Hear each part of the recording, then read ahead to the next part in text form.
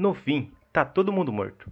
O guerreiro que deveria ser o mais forte de todos, tá caído no chão. O núcleo dele foi destruído. Ele está prestes a morrer também. E naquele momento, ele pensa que não merece o título de o mais forte do mundo.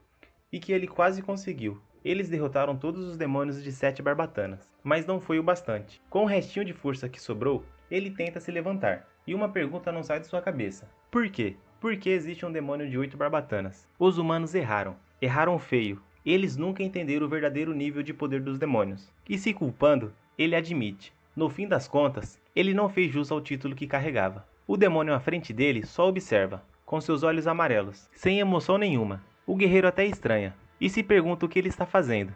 E de repente, uma pressão demoníaca absurda toma conta do lugar. O monstro se aproxima e estende a mão. O guerreiro imagina o pior. Talvez o demônio vá destruir o corpo dele, como vingança pelos subordinados que morreram.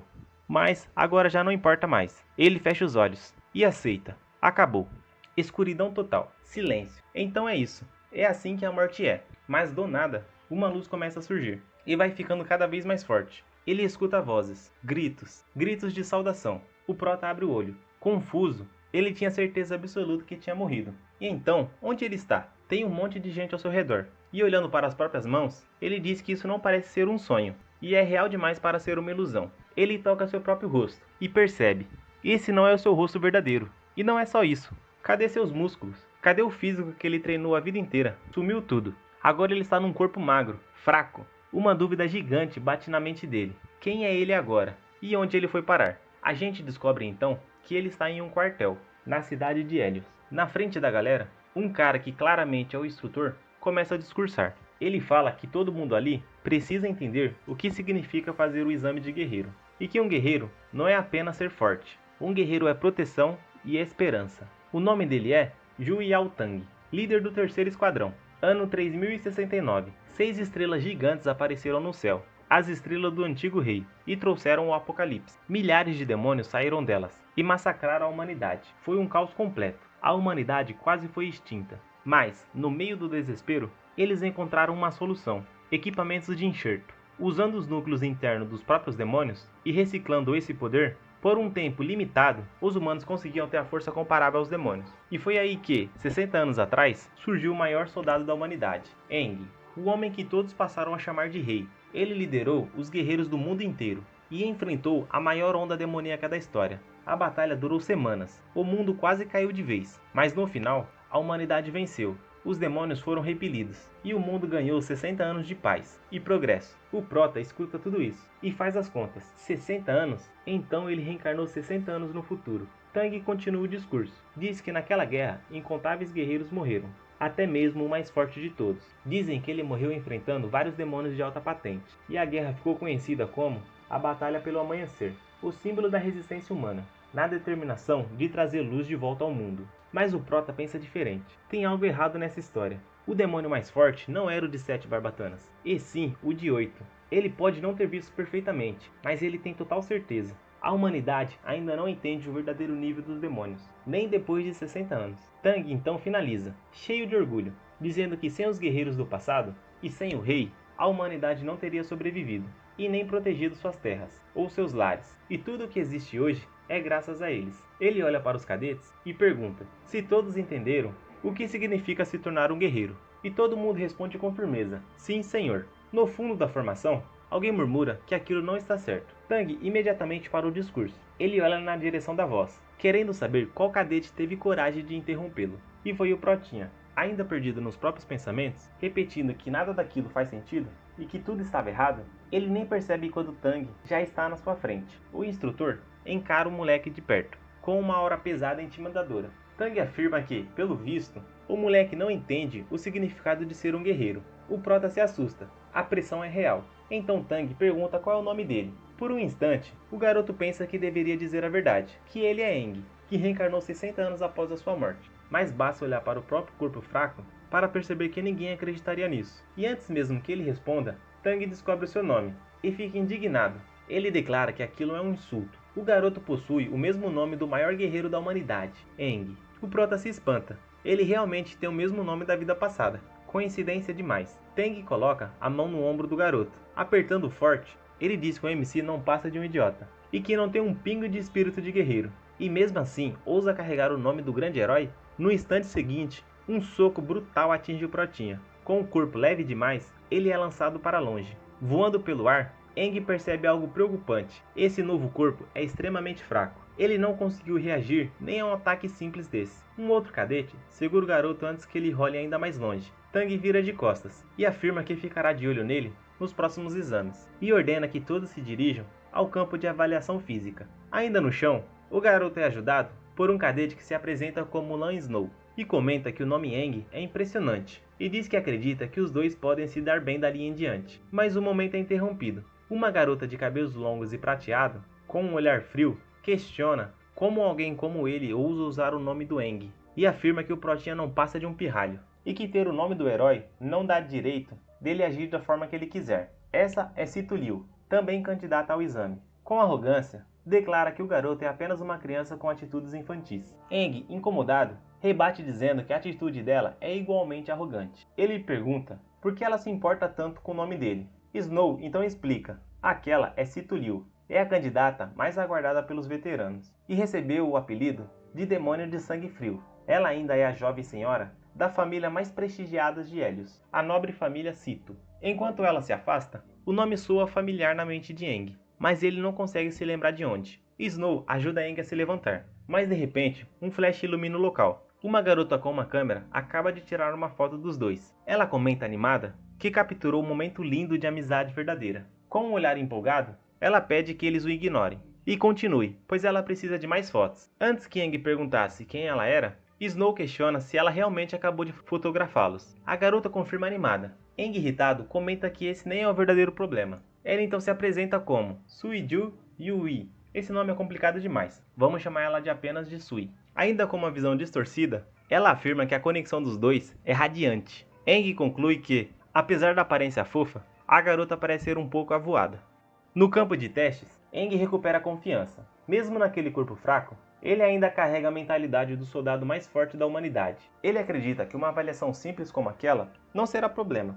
Na cabeça dele, aquilo será a chance perfeita para chocar todo mundo. Primeira prova: corrida de longa distância. Um teste de resistência e perseverança. O examinador então dá a largada. Aang dispara determinado a alcançar o primeiro lugar. Ele pretende quebrar todos os recordes, mas a realidade é cruel. Ele realmente quebra um recorde, o de pior tempo já registrado na história dos exames. Chegando em último lugar, completamente exausto, ele cai no chão. Ofegante, ele finalmente aceita a verdade. Esse novo corpo é absurdamente fraco. Segunda etapa: teste de força nos braços. E mais uma vez, o prota fica em último lugar. E para piorar a situação, ele torce o próprio pulso. A terceira etapa da avaliação física era o teste de força nas pernas. E nem preciso dizer qual foi o resultado, né? Aang foi péssimo. De novo, Sito Liu apenas observa e comenta que aquilo só confirma o que ela já imaginava. O garoto não passa de um idiota. Os resultados gerais finalmente saem, e no ranking completo, Aang fica em primeiro lugar, mas claro, de trás para frente, o último colocado na fase geral, de teste físico. O desespero do Protinha é visível. O examinador comenta que, em toda a história dos exames, nunca viu alguém tão fraco quanto Aang, e que ele está à beira da eliminação. Snow tenta animar o amigo. Enquanto isso, Sui lamenta que talvez aquela tenha sido a última foto que ela tiraria dos dois juntos. Essa confia no Prota. Um dos avaliadores se aproxima de Tang. Ele sugere que, com aqueles resultados, não haveria necessidade de Aang seguir para a segunda fase. Talvez fosse melhor eliminá-lo imediatamente. Tang responde que, mesmo que não haja mais esperança para o magricelo, ele ainda tem o direito de participar da próxima avaliação. Afinal, muito provavelmente, essa será sua última. E então ordena que prossigam. Os microfones anunciam o início da segunda etapa. Um teste de sincronização com a armadura sintética. Um exame que mede a compatibilidade da frequência do cadete com o equipamento. Ao ouvir isso, Aang finalmente esboça um sorriso confiante. Agora sim, esse é o tipo de teste que ele poderá mostrar o seu verdadeiro valor. Na vida passada, ele possuía o recorde mundial de sincronização, incríveis 96%. E na visão dele, aquele corpo fraco não importa, porque a frequência de sincronização depende inteiramente da força de vontade. E nisso, ele é incomparável. A arrogância do antigo soldado mais forte começa a voltar. Ele acredita que agora aqueles colegas que o trataram como piada finalmente verão o verdadeiro nível dele. Reunidos em uma nova sala, Aang percebe algo interessante. Após 60 anos, a armadura sintética mudou bastante. Está mais leve, mais moderna. O exame então começa. A primeira candidata é Situ Liu. Ela atinge 39% de sincronização. Um resultado excelente, mas ninguém ali parece surpreso. Todos já esperavam. Alguns alunos comentam que provavelmente será a maior pontuação do ano. Outros dizem que quem vem de famílias marciais tradicionais realmente é diferente. Uma luz verde começa a brilhar no peito da garota. Os comentários aumentam. Muitos elogios, alguns até exagerados. Alguns garotos comentam se devem chamar Situ Liu para sair. Eng observa a cena com certo incômodo. Na visão dele, muitos ali ainda estão agindo como adolescentes na puberdade. Após o encerramento do teste, um núcleo verde se estabiliza no peito dela. Com seu ar habitual de superioridade, Situ Liu desce as escadas. Enquanto caminha, os elogios continuam. Comentários sobre sua família, sobre seu talento e sobre seu futuro promissor. Mas assim que ela entra na sala e espera as portas se fecharem, a postura muda. Ela solta um suspiro. O semblante fica mais leve, quase fofo. Feliz por ter conseguido os 39% e levemente corada, ela pergunta se todos realmente notaram seu desempenho. Afinal, com um resultado desses, é natural virar o centro das atenções. Mesmo dizendo para si mesma que não se importa com a inveja, ela tenta se acalmar e recuperar a compostura. De volta ao campo de avaliação, Eng observa tudo. Na mente dele, 39% é algo totalmente alcançável. Snow interrompe seus pensamentos. Ele comenta que Situ Liu é realmente forte e que consegue sentir a energia intensa vindo dela, e isso o deixa empolgado. Eng concorda. Ele também sente aquela intensidade. Snow percebe que o amigo não parece nem um pouco nervoso. Eng responde que está tranquilo. Ele já está acostumado com esse tipo de situação. Snow não entende muito bem o que ele quis dizer. Conforme a avaliação continuava, muitos novatos entram em contato com a armadura sintética pela primeira vez, e a reação não é boa. Expressões de dor começam a surgir. Durante o teste, eles precisam suportar o impacto da energia liberada pelo núcleo demoníaco adaptado na armadura. E quem não aguenta a dor, desiste e é automaticamente reprovado. Alguns conseguem atingir pelo menos 10% de sincronização. Esses são os aprovados. Snow faz o seu teste. Ele alcança 24%. Uma luz amarela brilha em seu peito. Um ótimo resultado. Logo depois, é a vez de Sui. E com uma luz azul emanando do seu peito, ela atinge 30% de sincronização. Um desempenho surpreendentemente alto. Do alto da plataforma, Teng observa todos os candidatos. Com postura séria, ele comenta que dessa vez encontraram vários jovens promissores. A avaliadora que acompanha os exames confirma. Segundo ela, houve 6 candidatos com frequência de 30% ou superior, um número excelente para uma região de nível C. Ela ainda ressalta que esses novos soldados possuem qualidades inatas acima da média. Teng mantém o olhar firme, mas então volta sua atenção para a fila restante e comenta que, infelizmente, também existem aqueles com qualidades inatas extremamente ruins, e não é difícil perceber a quem ele está se referindo. É o nosso prota. Chega a vez de Eng. Ele começa a subir as escadas, e imediatamente os comentários surgem. Alguns dizem que ele é o mais fraco ali, outros reclamam que ele está fazendo todo mundo perder tempo. A maioria já tem certeza que ele irá fracassar de novo, assim como fracassou em todas as etapas anteriores. Mas, apesar das vozes ao redor, nada parece abalar a confiança dele. Por fora, ele mantém a postura, mas por dentro o pensamento é claro. Continue zombando, continue rindo, porque no momento em que ele mostrar seu verdadeiro poder, todos ali vão precisar segurar seus próprios queixos. Na bancada, existem 4 núcleos disponíveis para escolha: azul, verde, amarelo e vermelho. Eng escolhe o vermelho, o núcleo da força. No total, existem 6 tipos de núcleos demoníacos. Os mais comuns são o vermelho, que representa a força, o amarelo representa a defesa, o verde representa a vitalidade e o azul, que representa a agilidade. Já os mais raros são o roxo, que representa poderes sobrenaturais, e preto, que representa o tempo e espaço. Esses dois são extremamente escassos, e o preto é o mais raro de todos. Diante da máquina de teste, Eng posiciona o núcleo vermelho no peito. O traje começa a iniciar a sincronização. Nesse exame, o que realmente importa é a força de vontade. Quanto maior a determinação do indivíduo, maior a energia extraída do núcleo demoníaco. E não é só isso. A sincronização também determina a resistência física da pessoa.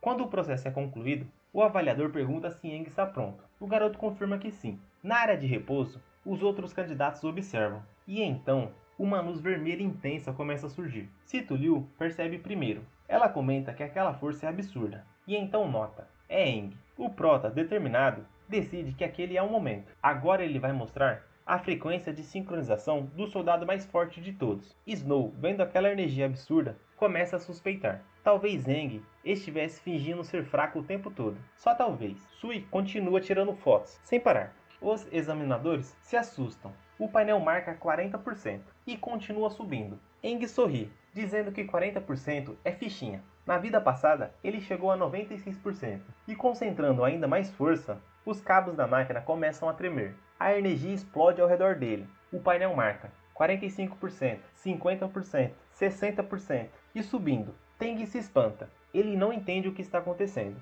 Como a frequência daquele garoto pode estar tão alta? Só pode haver algum erro. Não é possível. A assistente confirma. Já atingiu 70%. Não, agora está em 80%. Os alunos começam a murmurar. Alguns dizem que só pode ser defeito na armadura sintética. Não faz sentido. Enquanto isso, dentro da própria mente, Aang se vangloria. Ele se vê como um rei, o soldado mais forte, reverenciado por todos. Ele pensa que se o núcleo não fosse de nível baixo e aquele corpo não fosse tão fraco, todos ali cairiam de joelhos. Essa é a diferença entre ele e meros pirralhos. Mas então, algo muda. De repente, Aang sente, como se estivesse afundando em um oceano profundo. Uma enorme mão vermelha começa a se aproximar. Uma aura demoníaca intensa surge ao seu redor. Ele não entende. Sua força começa a diminuir, rapidamente. Sem aviso, a máquina solta sozinha do peito dele. O núcleo está rachado, e um líquido preto escorre da boca de Aang. Ele cai de joelhos, e admite que não aguenta, que o corpo é fraco demais, e não está suportando. O avaliador irritado comenta que no fim das contas, Aang só tentou enganar todo mundo, com toda aquela arrogância, e que a armadura realmente deveria estar com algum defeito. Mas ao analisar o painel, ele percebe algo. A frequência despencou até 10%, fazendo com que Aang passasse. A assistente informa que o núcleo usado por Aang era normal, por isso os números subiram de forma tão absurda. Teng escuta em silêncio, suspira e pergunta, apenas para confirmar, se o garoto alcançou os 10%. A moça responde que sim, ele passou raspando. Snow corre para ajudar o amigo. O avaliador explica que ele está bem, sofreu apenas umas tensões musculares extremas, e com um breve descanso, ele irá se recuperar. Enquanto isso, os alunos comentam que já suspeitavam. Não tinha como Aang ser tão forte assim. Para eles, tudo voltou ao normal. Snow segura o amigo, completamente atordoado. Aang mal consegue se manter consciente. De longe, Situri o observa. Por fora, a garota mantém a postura fria, mas por dentro, ela está abalada. A possibilidade de existir alguém mais forte que ela no mesmo grupo é simplesmente inaceitável. Snow pega o Prota, quase desacordado no colo, e o leva para a área de descanso. Enquanto isso, Sui aproveita o momento. Amizade, drama, luz perfeita. Ela tira várias fotos, de todos os ângulos possíveis. Já na área de descanso, Aang começa a se recuperar, mas ele não entende nada. Foi como se, em um piscar de olhos, toda a força acumulada tivesse sido arrancada. Simplesmente sumiu. Aquilo nunca aconteceu antes. E com a força de vontade que ele possui, 80% deveria ter sido fácil, mesmo naquele corpo. Até o núcleo, mesmo sendo de nível inferior, não deveria ter estilhaçado daquele jeito. Nada faz sentido. Tang entra na área de descanso. Todos se levantam imediatamente. Aang tenta fazer o mesmo, mas ainda está fraco. Tang parabeniza o grupo. Eles chegaram à avaliação final. Agora, farão a prática de combate real. Estão prestes a enfrentar um monstro demoníaco pela primeira vez. Ele finaliza dizendo que espera que todos passem pela avaliação com segurança. Outro instrutor ordena que se dirijam ao terceiro campo e formem fileiras. Enquanto isso, Aang ainda luta para ficar de pé. Ele murmura que está quase morrendo. Ao passar por Tang, praticamente se arrastando, o instrutor apenas observa o garoto, mas algo no chão chama sua atenção. Ele se aproxima e pega um fragmento. É um pedaço do núcleo rachado de Aang. Tang olha para o garoto, se afastando, e admite em silêncio. O Prota despertou sua curiosidade. Ele quer ver como o Aang vai se sair nas próximas avaliações. A caçada, fora dos muros, em meio à neblina densa. No portão da cidade, todos se reúnem. Alguém grita para abrirem os portões. Lentamente, as enormes estruturas começam a se erguer. Alguns recrutas comentam que é a primeira vez que irá sair da cidade, e outros perguntam se a neblina cobre tudo, além das muralhas. Aang observa em silêncio. 60 anos se passaram, e agora a humanidade vive trancada dentro de muralhas. Um instrutor manda todos pararem de resmungar, e que devem sair em silêncio, e aproveitar para revisar os seus equipamentos. Caso contrário, nem saberão como morreram. Enquanto confere seus equipamentos, Aang percebe algo estranho. Tudo parece normal, mas a energia está dispersa, como se algo em seu corpo estivesse rejeitando o núcleo. Ele se pergunta se isso tem relação com a sua reencarnação, mas então Quando ele dá o seu primeiro passo para fora da cidade, o Prota sente uma onda invisível se espalhando pelo solo, como um radar. Ele consegue sentir tudo ao seu redor, o ambiente, as presenças e todos os monstros escondidos nas redondezas. E quando essa onda os alcança, os demônios fogem, instintivamente, até que a onda chega numa caverna isolada. Nas profundezas, sobre um trono de ossos, um demônio está sentado. Ele sente a pressão de Aang e não acredita, dizendo que o novo demônio, com patente superior à dele, acabou de surgir. Aang se assusta. Ele acabou de sentir um demônio e, por um breve instante, uma estranha compaixão nasceu em seu coração, profunda e inexplicável. Mas alguém o tira dos seus pensamentos. Sito Liu pergunta se ele pretende andar ou ficar parado feito um bocó. Aang dá um sorriso sem graça e se desculpa. Snow pergunta se está tudo bem com ele. Sui continua tirando fotos. A câmera dela parece ter memórias infinitas. E antes que Aang respondesse, o instrutor grita que todos devem formar grupos de 4 pessoas. E como só restaram eles ali, os 4 formaram o último grupo. Sui pergunta se aquela foi a estratégia do Prota, ficar parado de propósito só para os 4 acabarem no mesmo grupo. E antes que Aang responda, Sito Liu interrompe. Ela manda o garoto não ser um fardo para a equipe, mas no fundo, a verdade é outra. Ela estava preocupado, com medo de que ninguém quisesse formar grupo com ela. E então, quando percebe que já está em um time, um pequeno alívio surge, mesmo que ela nunca admita isso. Snow tenta animar o amigo. Agora é hora de trabalhar duro. Sui registra o momento com uma linda selfie. Está oficialmente formado um novo quarteto. Diante deles está a Estela Dissipadora, um monumento gigantesco, feito de pedra maciça, um material especial, capaz de dissipar a neblina. O instrutor explica as regras. A terceira fase será realizada em equipes de 4 pessoas, e que todos já deveriam conhecer o conteúdo do exame. Mas ele reforça. Cada recruta recebe uma adaga de combate e um mini dispositivo de dissipação de névoa, fabricado do mesmo material da Estela.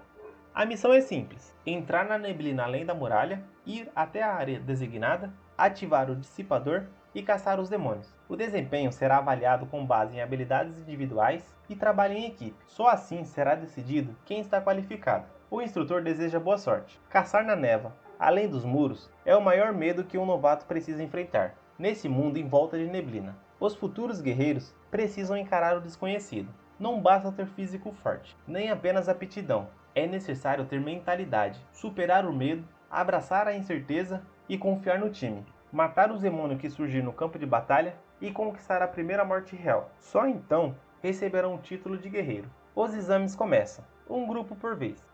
Do alto da muralha, uma mulher de cabelos vermelhos observa. Ela comenta que há vários novatos talentosos naquela turma, mas seu verdadeiro interesse é apenas um, Sito Liu, membro da família Sito. A mulher é Dada Gia, segunda capitã da cidade de Helios. Ela se vira para os 2 colegas ao lado, perguntando em quem eles estão de olho. O homem de cabelos azuis responde primeiro, dizendo que nascer em uma família de artistas marciais certamente deu a Sito Liu um caminho privilegiado. Ele acredita que a garota tem potencial real. Esse é Joel, primeiro capitão da cidade de Helios. Teng também está ali, e afirma que há outros nomes que merecem atenção, como Aang. Ele se lembra de algo. Após o segundo exame, foi pessoalmente verificar o núcleo destruído do garoto, e não havia defeito algum. Então, o que realmente aconteceu com ele? Antes que continuasse pensando, Dada dá um leve cascudo nele e pergunta o que está se passando na cabeça do amigo, e o chama de Tang Tang. O cara imediatamente reclama, dizendo que já pediu para não chamarem ele assim. Joel ri, comenta que Dada é a única capaz de deixar Tang Tang vermelho. Tang rebate, dizendo que Joel é justamente quem está mais proibido de usar aquele apelido. Dada então muda de assunto, perguntando se o nível de demônios foi devidamente conferido, pois apenas demônios sem Barbatana devem estar presentes no campo de exame. Teng responde com firmeza que não há com que se preocupar. Ele verificou repetidamente durante dias, e nenhum demônio de uma Barbatana está presente. Joel completa, dizendo que mesmo que apareça algum imprevisto, eles farão de tudo para proteger os futuros guerreiros. O instrutor chama o próximo grupo. Os alunos começam a comentar. É o grupo de Sito Liu, e ninguém acredita que Aang está no mesmo time da garota prodígio. Aang segura o dispositivo de dissipação de névoa, mas do nada, Sito Liu arranca o aparelho da mão dele, numa velocidade que ele nem percebe. Ela dispara na frente e manda todo mundo acompanhar. Por dentro, ela só pensa uma coisa: agora todos vão ver a força deslumbrante dela. Aang fica bravo, comenta que Sito Liu só se importa em ser o centro das atenções, mas como não tem escolha, o grupo segue a garota. Dentro da névoa, ela dá um salto enorme, Depois faz outra acrobacia no ar. Ela realmente gosta de se exibir. Com estilo, ela pousa no chão e ativa o dispositivo dissipador no ponto indicado. A névoa começa a se afastar. Do alto da muralha, Dada observa. Ela comenta que, mesmo ainda em desenvolvimento, Sito Liu tem agilidade quase do nível de alguém com um núcleo azul, e que essa é a verdadeira capacidade de quem vem de uma família de artistas marciais. De repente, os demônios surgem, 3 criaturas, parecendo cães gigantes, e partem direto para cima da garota. Aang grita para Snow abrir o caminho, e Snow responde na hora. Carrega o nuco amarelo, salta com tudo na direção dos demônios, e aterrissa com uma força absurda. Sito Liu se surpreende. Com as criaturas avançando, Snow ativa a habilidade do núcleo. Um escudo se forma ao redor dos 4. Os demônios batem no escudo e são repelidos. Teng elogia, pois o garoto já consegue usar habilidades do núcleo daquela forma, e que não é para qualquer um. Com os monstros ricocheteados, Aang saca sua adaga e diz para Sui e Sito Liu que é hora de finalizar. Sui responde animado. Sito Liu diz que não precisa que ninguém diga o que fazer, e os 3 saltam, um para cada demônio. Sui é a primeira. Com a adaga já na mão, ela ativa a agilidade do núcleo azul. O corpo dela acelera. Múltiplos cortes atingem o peito e abdômen do monstro, e um líquido verde começa a jorrar. Com um chute forte, ela lança o demônio na direção de Snow, e o garoto já estava preparado, e atinge um soco brutal, e todos os ossos da criatura são esmagados. Joel observa lá de cima e comenta que Snow e Sito Liu estão trabalhando em equipe de forma surpreendente, e com um olhar meio malicioso, diz que a garota de núcleo azul parece estar se movendo com ainda mais ritmo. Tang manda Joel parar de encarar a menina. Segundo round, Sito Liu. Ela encara o demônio com frieza e avança sem hesitar, cravando a adaga no peito da criatura, e ativa a habilidade no núcleo verde. Luzes começam a brilhar dentro do corpo do monstro. Ele incha, grita de dor. Sito Liu salta para frente e ordena com voz firme: exploda. Uma explosão violenta acontece. Pedaços de demônios voam para todos os lados. Estilo puro. Último round. Aang. O prota parte para cima do último demônio. Ele decide testar os limites desse novo corpo e ataca os pontos vitais: pescoço, peito, abdômen, e antes mesmo da criatura cair, todos os pontos críticos já foram atingidos. Ao aterrissar, Aang percebe: esse corpo tem um limite de explosão e resistência. Então ele resolve testar até onde consegue ir, e avança novamente. O demônio tenta revidar com um soco. Aang desvia com facilidade, mas percebe algo. Sua velocidade de reação ainda é lenta demais. O monstro tenta outro ataque. Aang desvia outra vez. Trocando a adaga de mãos, ele desliza pelo chão e finca a lâmina novamente no abdômen da criatura. Mas o demônio ainda resiste e parte para cima do Protinha mais uma vez. Mesmo com o corpo fraco, Aang é mais rápido e continua desferindo cortes precisos, um atrás do outro. Mesmo assim, Aang ainda acha que a explosão de energia foi insuficiente, mas no fim das contas, o demônio cai derrotado. Snow fica de boca aberta. Ele realmente viu Aang derrotar um monstro com facilidade. Sui já está preocupada com outra coisa: se sua câmera conseguiu capturar todos os detalhes épicos. Já Sito Liu, por dentro, está fervendo. Na cabeça dela, Aang só está tentando roubar a cena. Lá do alto da muralha, Dada pergunta a Tang quem é o garoto magrelo. Ela admite: foi impressionante. Já Joel completa, dizendo que não são apenas os movimentos. A aura dele é imponente. Tang permanece em silêncio, apenas observando. Aang respira fundo. Finalmente acabou, mas ele ainda está insatisfeito. Com esse corpo atual, ele não consegue nem usar as habilidades básicas da vida passada, e um simples combo já o deixa sem fôlego. A conclusão é clara: esse corpo é ruim, muito ruim. Mesmo assim, ele se aproxima para finalizar o monstro de vez. Mas então algo acontece. Debaixo deles, o chão começa a se mover. Aang percebe primeiro, salta para trás imediatamente. O demônio caído não tem a mesma sorte. Uma estaca gigantesca surge do solo e atravessa o corpo da criatura. Do nada, Vinhas envolve os 4. Aang observa a cena, tentando entender o que significa tudo aquilo. E então, uma mão surge de dentro do demônio morto e começa a rasgar o cadáver de dentro para fora. Outro demônio acaba de aparecer, e para a surpresa de Aang, a aura desse é absurdamente assustadora. Do alto da muralha, os capitães percebem o que está acontecendo. Teng se espanta. Ele não acredita, mas rapidamente se recompõe. Um demônio de uma barbatana apareceu.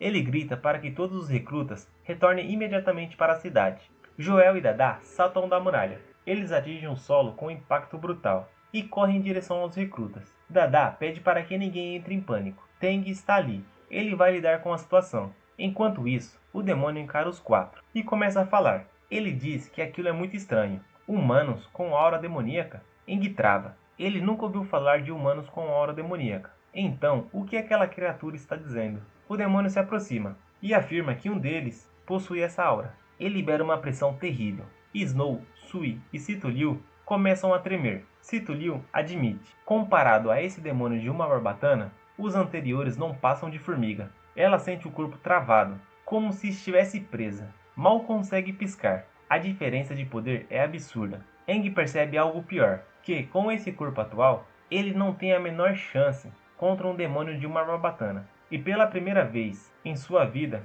ele entende o que soldados comuns sentem ao enfrentar algo assim: medo real. O demônio levanta a mão e decide levar todos. 4 esferas vermelhas surgem na ponta dos seus dedos. Elas disparam e atingem a mente de cada um dos cadetes. Os 4 desmaiam, caindo no chão. As vinhas ao redor do demônio começam a rachar. Joel e Dada finalmente chegam. Joel exige saber como aquela coisa ousa tocar os seus cadetes, mas o demônio não parece incomodado. Ele já conseguiu o que queria e diz adeus, e começa a se afundar na terra, levando os 4 jovens junto com ele. Desesperado, desespero total surge, mas algo se move sob o solo. Joel percebe: é o demônio. Ele grita para perseguirem imediatamente. Eles precisam resgatar os garotos.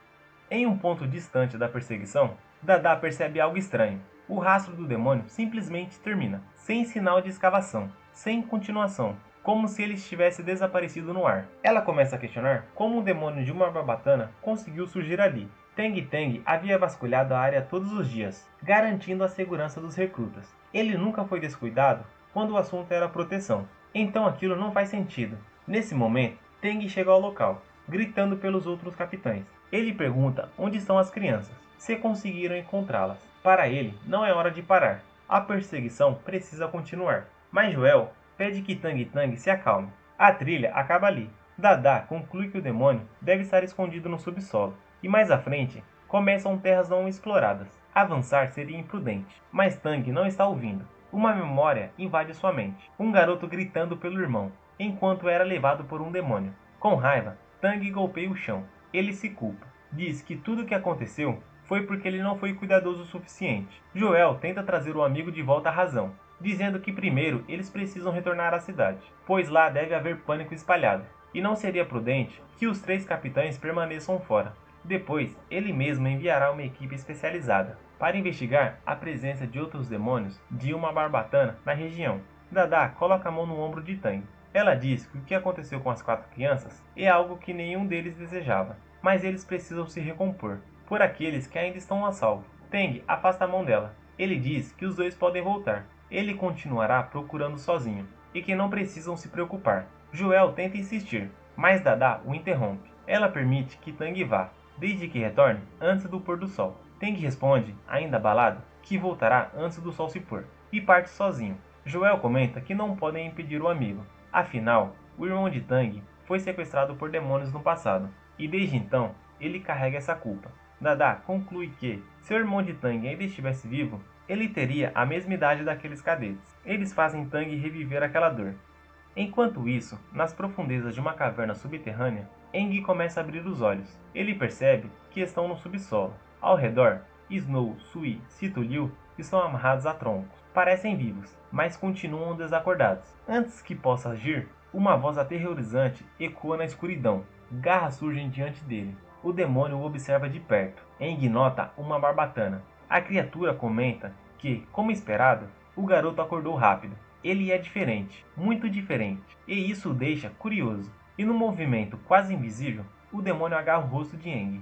Ele pergunta por que o garoto tem cheiro de demônio. Como um humano pode possuir uma aura demoníaca maior que a dele? Aang não entende nada do que está ouvindo, mas reage. De surpresa, ativa seu núcleo. Uma luz vermelha explode ao redor de seu corpo. As amarras se rompem. Aang cai no chão, saca a adaga e avança. O demônio desvia com facilidade e ainda provoca, dizendo que o garoto é muito animadinho. Aang recua, respirando pesado. Ele pensa que se tivesse em sua vida passada, já teria arrancado a cabeça daquela criatura no primeiro ataque, mas agora é diferente. Esse corpo é fraco. Mesmo assim, ele decide que irá salvar seus amigos. Ao analisar o inimigo, Aang percebe que se trata de um demônio de núcleo vermelho, extremamente ágil, articulações leves, feitas para reflexos rápidos e ataques precisos. Mas ali também está sua fraqueza. As articulações não possuem a mesma proteção da pele grossa e resistente. O demônio diz que é inútil resistir e ataca. As garras do demônio perfuram o ombro de Aang.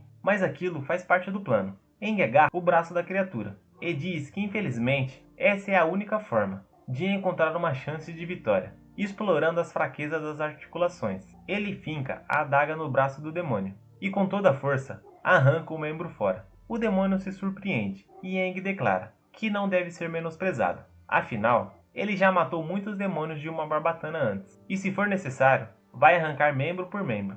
Mas o demônio manda o protagonista parar de se achar, e então desfere uma joelhada brutal no estômago do garoto. O impacto é devastador, fazendo Eng vomitar sangue. Seu corpo voa em altíssima velocidade, até colidir contra a parede no fundo da caverna. A estrutura treme. Quase todo o corpo de Eng parece destruído. Ele cai no chão, sem forças. Enquanto isso, o demônio regenera o braço que havia sido arrancado. Diante dos olhos do garoto, a criatura explica: não importa que a fraqueza tenha sido descoberta, ele é um demônio do tipo madeira, núcleo de madeira vermelha, um tipo especializado em regeneração. Eng, caído no chão, não entende. Até onde ele sabia, apenas demônios de núcleo verde possuíam esse nível de cura. E mais do que isso, o demônio mencionou tipo madeira. Então uma conclusão assustadora surge na mente de Eng. 60 anos se passaram, e os demônios também evoluíram. A criatura então declara que foi o próprio Eng quem o menosprezou, e estendendo o dedo, ativa sua habilidade divina. E raízes surgem da parede, atravessando o corpo de Eng e o trazendo para perto do demônio.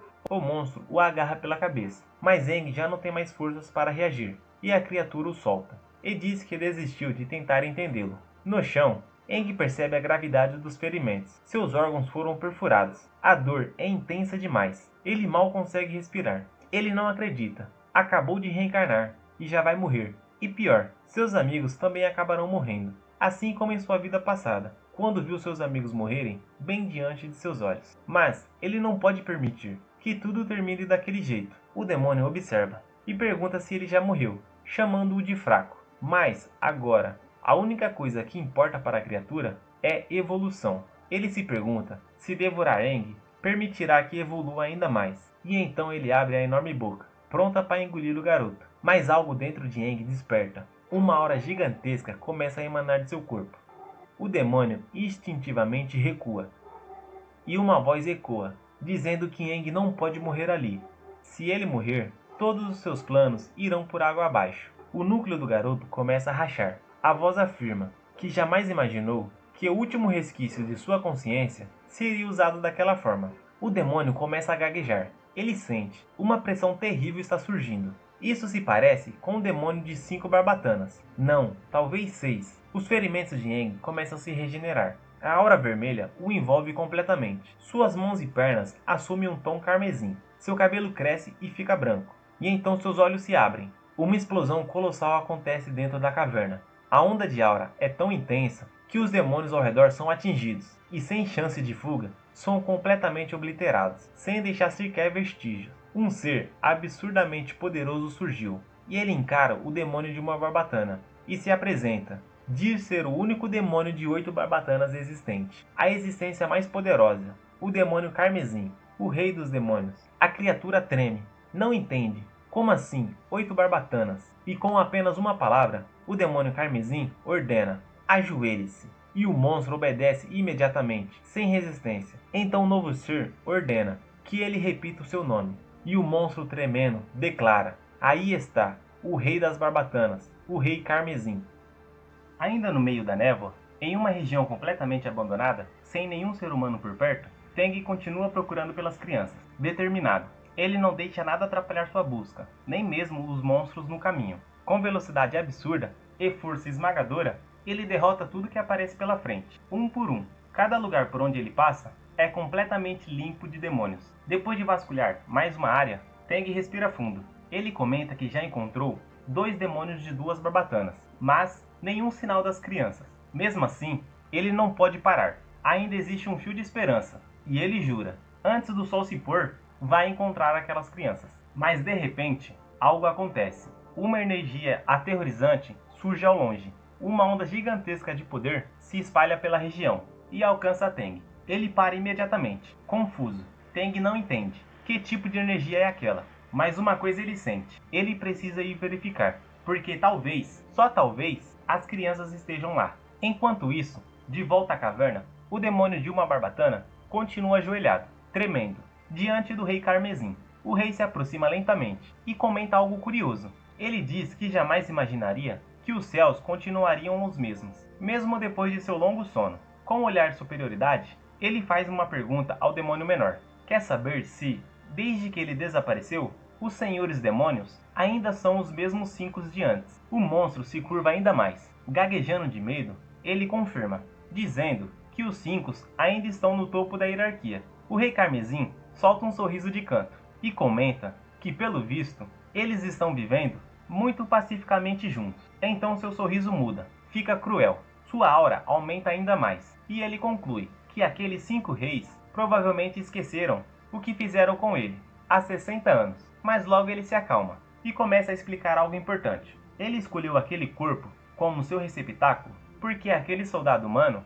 era conhecido como o mais forte de todos. Mas, depois da reencarnação, seu corpo acabou ficando absurdamente fraco, algo que o preocupa bastante. E ainda pior, o que apareceu agora é apenas o último resquício da sua consciência, e ele não imaginava que seria desperdiçado em uma situação tão ridícula quanto aquela. E agora, se ele quiser aparecer novamente, provavelmente isso só irá acontecer quando seu despertar estiver completo. Ou seja, ele terá que esperar até que Aang desperte lentamente e compreenda as memórias de todas as barbatanas. O demônio menor, ainda ajoelhado, pergunta se o rei está falando das memórias de barbatanas que os demônios usam quando evoluem. As barbatanas são uma parte visível no corpo dos demônios, e o número delas determina o nível de poder, e quanto mais barbatanas, mais forte o demônio. O rei Carmesim então explica que o líder do clã das trevas desenvolveu um novo sistema de evolução, e a evolução agora depende das memórias das barbatanas, uma habilidade exclusiva do clã demoníaco. E é exatamente por isso que os demônios sempre se destacam em relação às outras espécies. Mas então ele revela algo absurdo. O humano chamado Aang funciona exatamente como um demônio.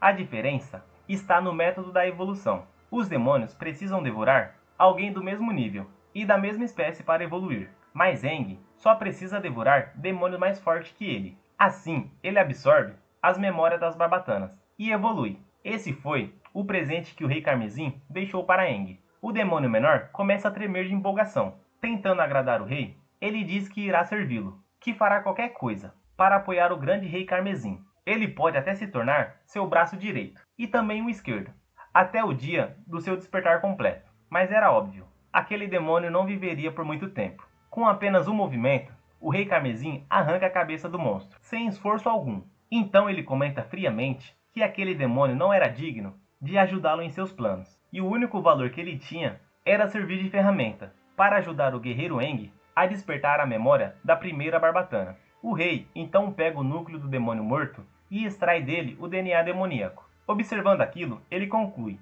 os primeiros passos para o despertar de Aang já foram preparados. Agora o garoto precisará despertar passo por passo, até alcançar as 8 barbatanas. E quando esse dia chegar, o rei Carmesim despertará novamente de seu longo sono. Logo depois, a transformação se desfaz. Aang cai no chão e o DNA demoníaco começa a ser absorvido pelo núcleo do garoto. Algo estranho começa a acontecer. O novo DNA começa a se fundir com o corpo do prota. Enquanto isso, o rei Carmesim volta a adormecer e Aang parece estar sendo puxado para uma enorme escuridão.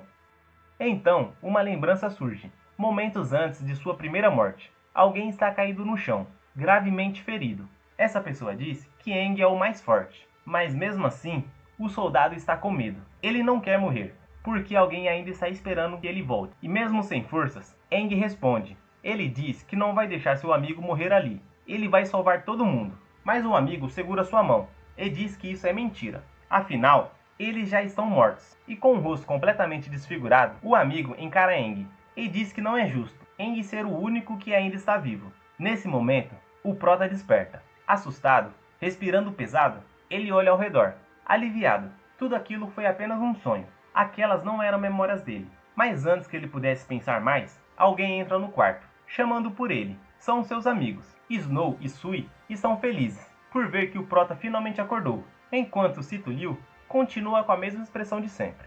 Curiosa, Sui se aproxima rapidamente do protinha, toda curiosa.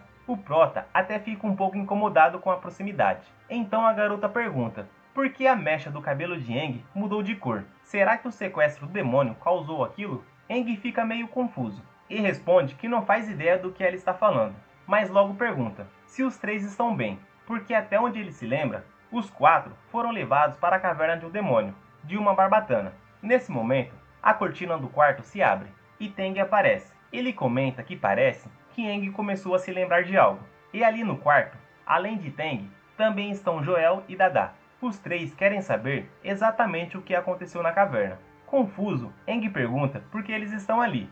Dada explica: foi Tang Tang que trouxe os 4 de volta para a cidade. Teng solta um pequeno suspiro quando escuta aquilo, e falando baixo, pede para a amiga parar de chamar ele daquele jeito. Mas Dada apenas pisca o olho e responde: tá bom, Tang Tang. Os garotos ficam sem entender nada, com aquele apelido do capitão. Então Joel explica melhor. Os 4 foram encontrados do lado de fora de uma caverna. Todos estavam desacordados, e ainda bem que o demônio de uma barbatana não estava naquele local, porque senão o resgate teria sido muito mais difícil. Dada continua a explicação. Os outros 3 foram os primeiros a acordar, mas nenhum deles lembra de nada do que aconteceu na caverna. A única pessoa que ficou em coma e apresentou mudanças estranhas foi Aang. Ela então entrega um espelho para o garoto.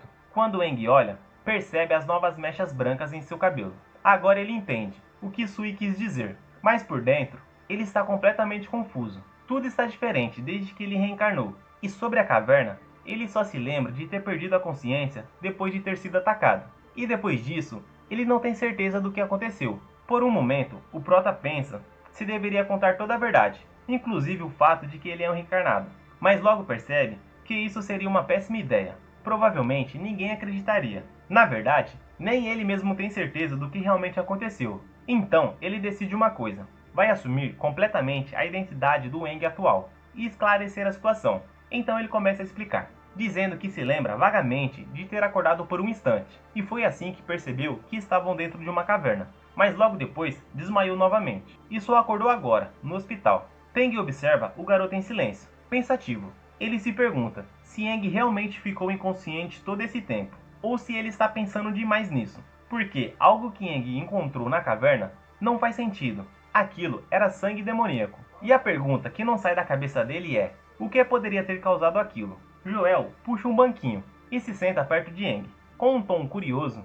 ele comenta que o garoto tem o mesmo nome do guerreiro lendário. Depois disso, Joel revela outra coisa. Ele analisou os resultados dos testes de Aang, e segundo ele, a base física do garoto é fraca. Mas quando Aang enfrentou os demônios, ele pareceu extremamente calmo. Joel então pergunta diretamente se o garoto já lutou contra demônios antes. Aang responde que não. Ele diz que apenas gosta muito de estudar batalhas, e por isso passou bastante tempo reunindo informações e analisando as fraquezas de cada tipo de demônio. Dada escuta aquilo e comenta que Aang parece ser do tipo analítico, e que talvez Teng Teng devesse cultivar mais guerreiros assim. Quando escuta a palavra guerreiro, Aang muda de assunto. Ele pergunta sobre os resultados dos exames, e quer saber como ele se saiu. Sui abre um grande sorriso e responde com animação: Aang passou no teste, e agora os 4 fazem parte do mesmo time. Snow também comenta: segundo ele, aquele acidente na caverna deve ter sido obra do destino, e por isso o Capitão Teng decidiu colocar os 4 no mesmo grupo. Sui concorda e diz que a partir de agora vai contar com a ajuda de Aang, mas Sito Liu continua séria e comenta que, comparado às outras equipes, eles estão muito atrasados. Confuso, Aang pergunta do que ela está falando. Então Teng explica, dizendo que as equipes precisam completar missões e acumular pontos. Mas como Aang ficou 3 dias inconsciente, o time deles ainda está com 0 pontos. Quando o garoto escuta isso, ele fica louco e solta um grito. Ele não acredita que ficou em coma por 3 dias inteiros. Algum tempo depois, os novos guerreiros estão reunidos. Todos já estão usando seus equipamentos oficiais. As pessoas das cidades se juntam para ver os novos soldados. E junto deles está Teng, o capitão da cidade. O grupo fica organizado em fileira e começam a ouvir as regras. Mas antes de qualquer coisa, Teng parabeniza todos. Ele diz que agora eles são guerreiros oficiais e também os parabeniza por terem voltado vivos, mesmo depois de enfrentarem um demônio de uma barbatana. E a partir daquele momento, cada grupo será oficialmente um time, e todos eles estarão sob a responsabilidade de Teng. No total, Teng comanda 9 equipes, e ele espera que o time de Aang consiga se destacar entre todos eles. Aang levanta a mão e pede para o capitão explicar melhor. Afinal, muita coisa mudou comparado à sua vida passada. Antes, os novos guerreiros eram enviados diretamente para o campo de batalha, e lá eles provavam sua força, matando demônios. Snow olha para ele, um pouco surpreso, e pergunta se Aang nunca ouviu falar do ranking de pontos das equipes. Aang responde que não, o prota está mais perdido do que cego no meio de um tiroteio. Sito Liu então pergunta se Aang realmente é um novato guerreiro. Tang decide explicar melhor. Quando ele falou sobre se destacar entre os times, ele estava se referindo ao ranking de pontos. Cada capitão cuida de várias equipes pequenas, e esse sistema existe para incentivar competições saudáveis, porque através dessas competições, as equipes ficam mais fortes. E como Tang cuida de 9 equipes, o time de Aang terá que competir contra as outras 8 equipes. Os pontos são conquistados completando missões, e quanto mais difícil a missão, maior a recompensa. Todo mês, os 2 melhores times de cada capitão participam de uma premiação, e claro, o primeiro lugar recebe o melhor prêmio. Mas existe também o outro lado da moeda. Todo capitão também tem um time que fica em último lugar, e esses times recebem uma punição. Eles são rebaixados para a equipe de limpeza. Esse grupo fica responsável por tarefas básicas da cidade,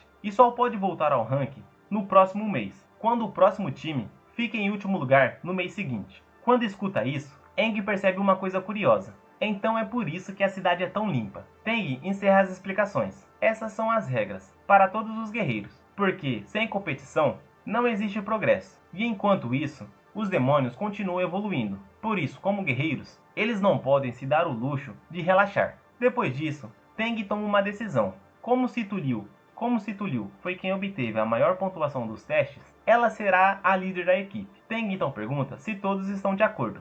Snow é o primeiro a responder. Ele diz que acredita que Sito Liu é uma pessoa extremamente meticulosa, então não tem nenhuma objeção em ela ser a líder. Sui também concorda. Segundo ela, Sito Liu é muito forte, e isso já é motivo mais que suficiente. Já Aang fica em silêncio, mas dentro da cabeça dele, a história é outra. Ele simplesmente não entende, porque Tang não o escolheu. Afinal, na vida passada, ele era o guerreiro mais forte da humanidade. Parece que o Prota ainda não superou o fato de que agora ele não é mais o rei da humanidade. Sito Liu então dá um passo para frente, e com confiança declara que o seu time, com certeza, vai cumprir todas as missões. Nos próprios pensamentos, ela já estava se achando. Na cabeça dela, era óbvio que ela seria a líder. Afinal, quem mais poderia ser? Pelo visto, o Prota e essa Sito Liu ainda vão render muitas coisas juntos. 2 doidos no mesmo time. Antes de ir embora, Tang deixa o último aviso. Ainda dá tempo do grupo escolher as missões de hoje. Ele pede para eles olharem o quadro de missões e também a lista de pontos das outras equipes. Além disso, eles precisam se acostumar com seus trajes de batalha em combates reais. E se algum problema aparecer, eles podem procurá-lo. Depois disso, Tang dispensa os garotos e todos se despedem do capitão.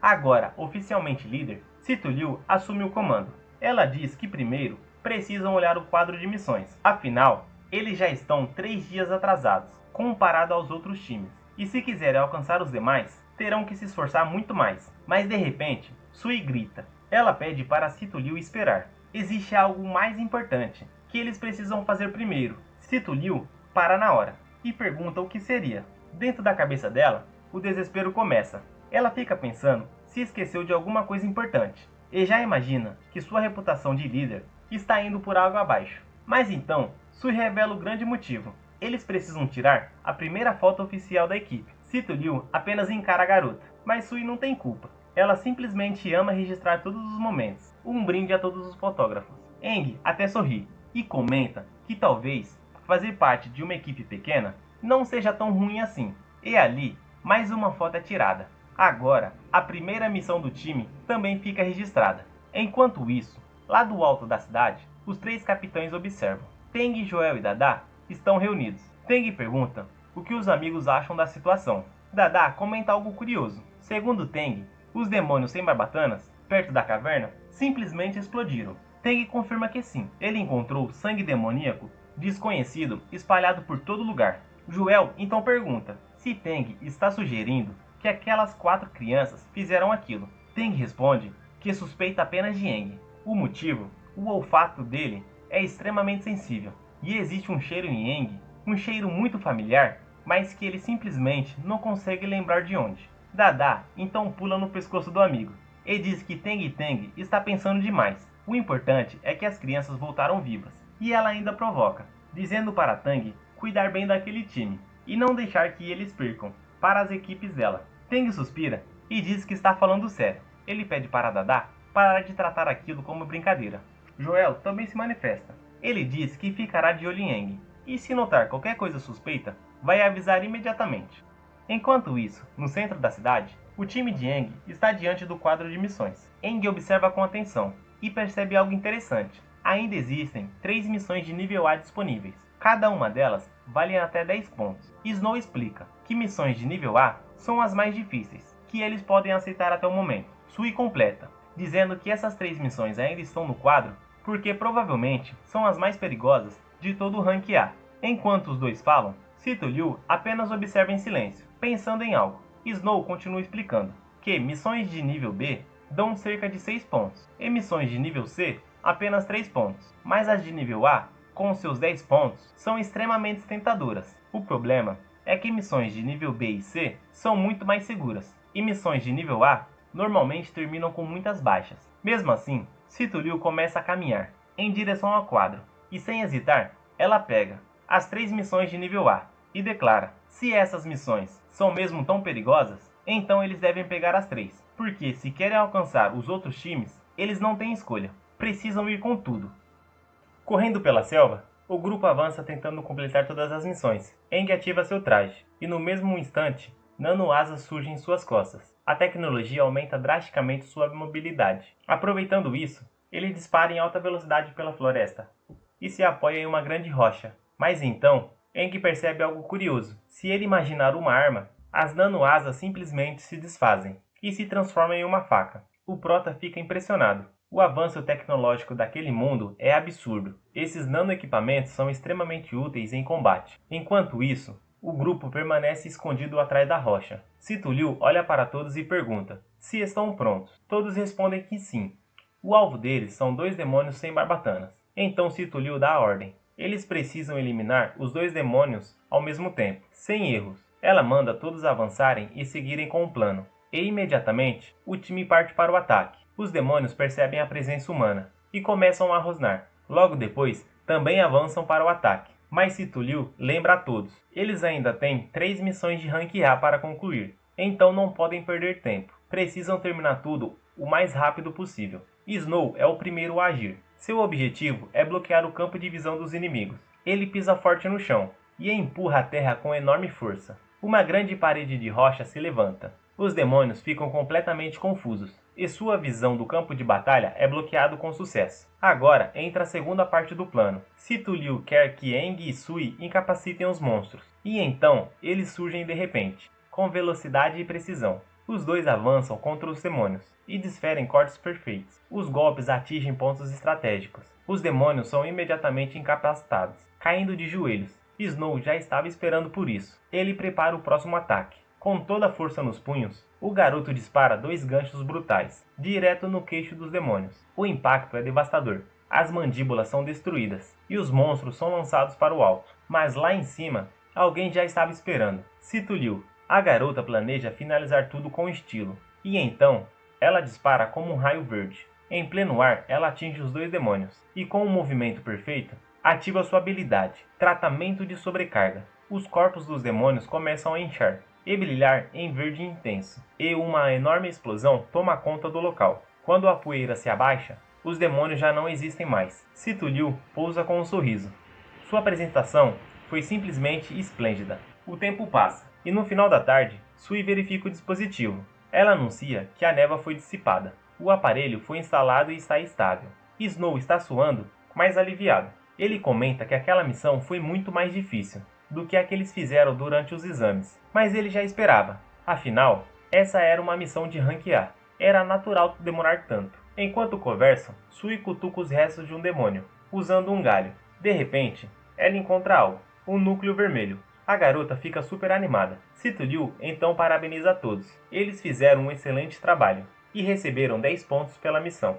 Aang ainda está impressionado. Ele comenta sobre a tecnologia atual. Os papéis das missões são destruídos automaticamente quando a missão termina. Sui explica Hoje em dia, toda tecnologia é focada na luta contra demônios, e que cada missão possui um chip integrado. Esse chip se conecta diretamente ao placar da cidade. Então, assim que uma missão é concluída, a pontuação é atualizada automaticamente. Sui conclui que eles acabaram de terminar a missão de dissipar a névoa ao redor da cidade. Então, ela pede para Aang entregar as outras missões. Ela quer verificar o que ainda falta. Aang entrega os papéis, e restam 2 missões: capturar 3 demônios sem barbatana vivos e também coletar 10 núcleos de demônios sem barbatanas. Sui olha os dados e suspira, um pouco desapontada. Eles passaram a tarde inteira lutando contra demônios, e mesmo assim, conseguiram apenas 3 núcleos. Ainda faltam 7 para completar a missão, e como se isso já não fosse ruim, ainda existe a missão de capturar os demônios vivos. Segundo o que ela ouviu,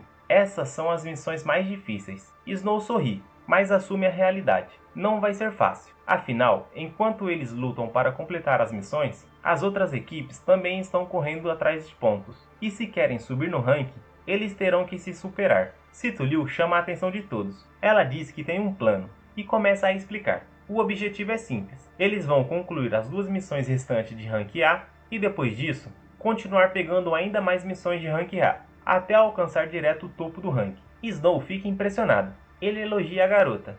Ele diz que ela é realmente brilhante, e se querem ser respeitados, eles devem mirar no topo, e não podem deixar ninguém subestimar a equipe deles. Enquanto isso, Sui continua fazendo o que mais gosta, tirando foto de todos os momentos. Snow então pergunta a opinião do irmão Aang. O prota diz que não precisa o chamar daquele jeito, apenas Aang já está ótimo. Mas logo depois ele responde, dizendo que Sito Liu está certa. Os outros esquadrões também estão lutando para somar pontos, e alcançar eles não vai ser fácil. Se quiserem competir, precisam aumentar o ritmo. Aang ainda completa. Independente da situação, quem chega primeiro sempre leva vantagem.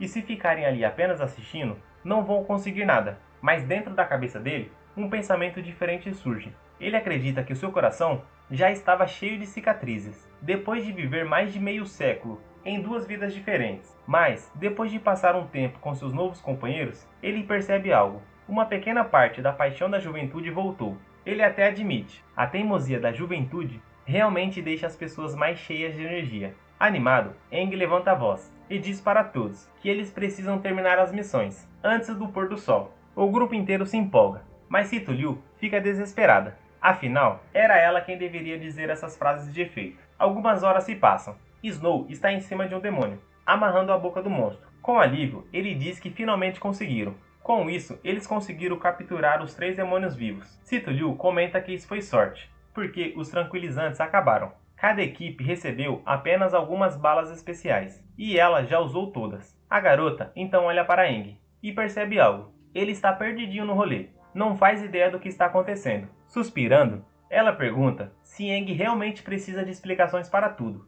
Mesmo assim, ela explica. A arma usada foi criada com nanopartículas. É uma pistola de tranquilizante especial para demônios, assim como a adaga. Ela é uma arma inicial pré-definida para as nanopartículas. Mas, diferente da adaga, criar essas pistolas é muito mais complexo. Aang fica surpreso. Hoje em dia, é possível capturar demônios usando tranquilizantes. Ele lembra de como era no passado. Naquela época, eles precisavam nocautear os demônios na força bruta. Só assim conseguiriam capturá-los.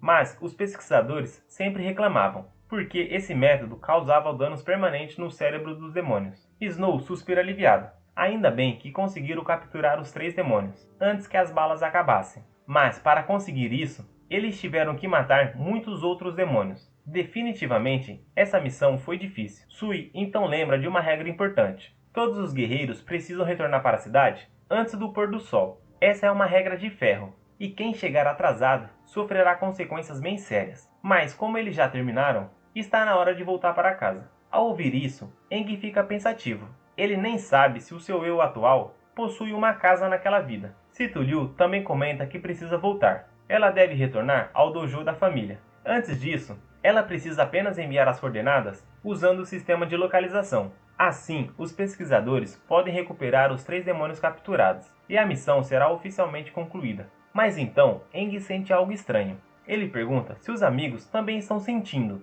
uma aura assassina. No exato momento em que ele diz isso, um raio vermelho corta o ar. Ele passa entre os 4 e faz uma curva impossível. como se fosse guiado. O disparo atinge diretamente os 3 demônios capturados. Em um instante, eles morrem. Aang vira o rosto imediatamente, tentando encontrar quem atirou. Enquanto isso, Sito Liu fica em choque. Os demônios que deram tanto tempo para serem capturados vivos acabaram de morrer. Então, uma voz surge da floresta, fria, arrogante. Ela diz que não vai permitir que aquela missão seja concluída. Snow e Sui olham ao redor e perguntam quem foi o responsável por arruinar a missão deles. Então, um novo grupo aparece entre as árvores. O líder deles, um garoto de cabelo vermelho, olha para o time de Aang e pergunta se eles são o novo grupo, que aceitou todas as missões de Rank A do quadro da cidade. Porque, segundo ele, a equipe dele estava planejando pegar aquelas 3 missões. Então, ele faz uma pergunta cheia de desprezo, de quem foi que deu permissão para os novatos pegarem aquelas missões. Mas o que esse grupo não sabe é que eles acabaram de provocar o antigo rei da humanidade.